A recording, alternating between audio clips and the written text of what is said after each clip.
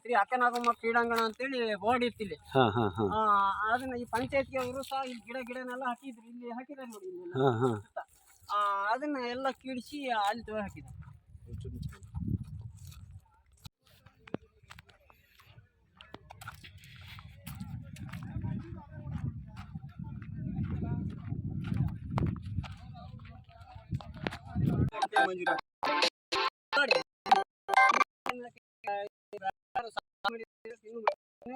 ಇದು ಕ್ರೀಡಾಂಗಣಕ್ಕಾಗಿ ನಾವು ಮಾಡಿದೀವಿ ಅಂತ ಹೇಳಿ ಈ ಕ್ರೀಡಾಂಗಣಕ್ಕೆ ಜಾಗನ ಆ ಬೋರ್ಡ್ ಇದೆಯಲ್ಲ, ಆ ಬೋರ್ಡ್ ಇಲ್ಲಿ ಇರೋಂಥದ್ದು ಈ ಜಾಗನ ಕಿತ್ತೋಗಲ್ಲಿ ಇದು ಬೋರ್ಡ್ 15 ವರ್ಷದಿಂದ ಇಲ್ಲೇ ಇತ್ತು ಆ ಬೋರ್ಡ್.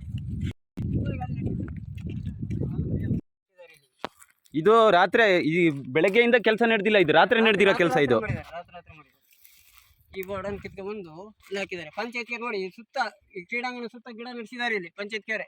ಇದು ಸುತ್ತನೂ ಬಂದಿದೆ ಹಿಂಗೆ, ಇಡೀ ಸುತ್ತಕ್ಕೂ ಕ್ರೀಡಾಂಗಣ ಸುತ್ತ ನಡೆಸಿದ್ದಾರೆ. ಪಂಚಾಯತ್ಗಳು ತಕ್ಷಣ ನೋಡಿದ್ರೆ ಹೋದಾಗಿರ್ಬೇಕು.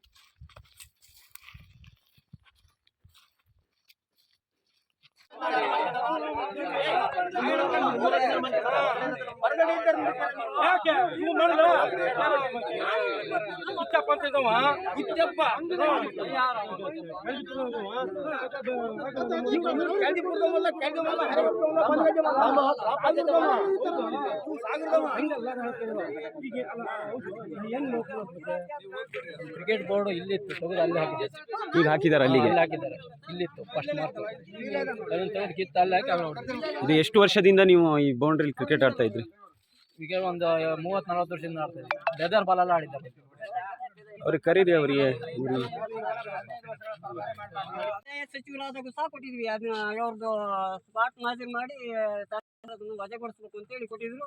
ಅದರಂತೆ ಬಂದು ಆರ್ ಐ ಮತ್ತು ತಹಸೀಲ್ದಾರ್ ಬಂದು ಅದನ್ನ ವಜಾ ಮಾಡಿ ಹೋಗಿದ್ರು. ನಂತರ AC ಕೋರ್ಟಲ್ಲಿ ನಿಮ್ಮ ಈ ಊರಿನ ಗ್ರಾಮ ಪಂಚಾಯತಿಯವರು ಯಾರು ಬಂದಿಲ್ವಾ ಇಲ್ಲಿಗೆ ಕೇಳಲಿಕ್ಕೆ? PDO ಅವರು ಇದ್ದಾರೆ. ಇದು ಇದೆ ಆಕ್ಚುಲಿ ಇಡೀ ಕೆಳದಿ ಗ್ರಾಮ, ನಾವು ಗ್ರಾಮ ಪಂಚಾಯತಿಯಲ್ಲಿ ಕೆಳದಿ ಗ್ರಾಮಕ್ಕೆ ಇದೊಂದು ಕ್ರೀಡಾಂಗಣ ಅಂತ ನಾವು ಮಂಜೂರು ಅದು ಸಹಿತ ಮಾಡಿದೆ. ಮಂಜೂರಾತಿಗೆ ಅದು ಏನು ಕ್ರಮ ತಗೋಬೇಕು ಅದನ್ನು ಮಾಡಿದೆ. ಈಗ ಏನಂತಂದ್ರೆ ಈ ಜಾಗನ ಈಗ ಏನ್ ನಾವು 100 ವರ್ಷದಿಂದನೂ ತಲತಲಾಂತರದಿಂದ ಇಲ್ಲಿ ಈ ಜಾಗನ ಊರವರಿಗಾಗಿ ಮೀಸಲಿಟ್ಟಂತ ಜಾಗನ ನಾವು ರಕ್ಷಣೆ ಮಾಡ್ತೇವೆ. ಕೋರ್ಟ್ ಅಲ್ಲಿ ಸುಮ್ಮನೆ ಅಲ್ಲಿ AC ಚೇಂಬರ್ ಕೂತ್ಕೊಂಡು ಆದೇಶ ಮಾಡಿರ್ತಾರೆ. ಸ್ಥಳ ವಿದ್ಯಮಾನ ನೋಡ್ರೆ ಗೊತ್ತಾಗ್ತದೆ ಸ್ಪಷ್ಟವಾಗಿ. ನೀವು ಇಲ್ಲಿ ವಿಡಿಯೋ ಮಾಡಿ, ಇಲ್ಲಿ ಒಂದೇ ಗಿಡ ಗಂಟಿಗಳು ಸಾಗುವಳಿ ಮಾಡಿದಂಥದ್ದು ಏನಿಲ್ಲ. ಸ್ಪಷ್ಟವಾಗಿ ಕ್ರೀಡಾಂಗಣದ ಚೇರ್ಗಳು ಕಾಣ್ತದೆ ಅಷ್ಟು ಹೊರತು ಬೇರೆ ಏನೂ ಇಲ್ಲ. ಕಾನೂನು ಪ್ರಕಾರ ಅವರಿಗೆ ಏನು ಈಗ ಮಂಜೂರಾತಿ ಮಾಡಿದಾರಲ್ಲ ಅದ್ರ ವಿರುದ್ಧವಾಗಿ ನಾವು ಈಗ ಮೇಲ್ಮನವಿ ಕಾನೂನು ಪಂಡಿತರು ಸಂಪರ್ಕಿಸಿ ಮೇಲ್ಮನವಿ ನಾವೆಲ್ಲ ಒಂದು ಹೋರಾಟ ಸಮಿತಿ ಮಾಡಿ ಇದನ್ನು ನಾವು ಎದುರಿಸ್ತೇವೆ. ಇದ್ರ ರಕ್ಷಣೆ ನಮ್ಮೆಲ್ಲರ ಜವಾಬ್ದಾರಿ ಇದೆ. ಆ ಕೆಲಸ ನಾವು ಮಾಡ್ತೇವೆ. ಇದು ಎಷ್ಟು ಎಕರೆ ಇದೆ ಜಾಗ?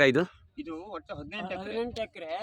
18 ಎಕರೆಯಲ್ಲಿ ಒಂದು ಈಗಾಗಲೇ ಮಂಜೂರಾತಿ ಆಗಿ ಅವರು ಸಾಗುವಳಿ ಮಾಡ್ಕೊಂಡಿದ್ದಾರೆ. ಅದು ಊರಿನ ಗ್ರಾಮಸ್ಥರವರು ನವೋದಯ ವ್ಯಕ್ತಿಗಳೇ.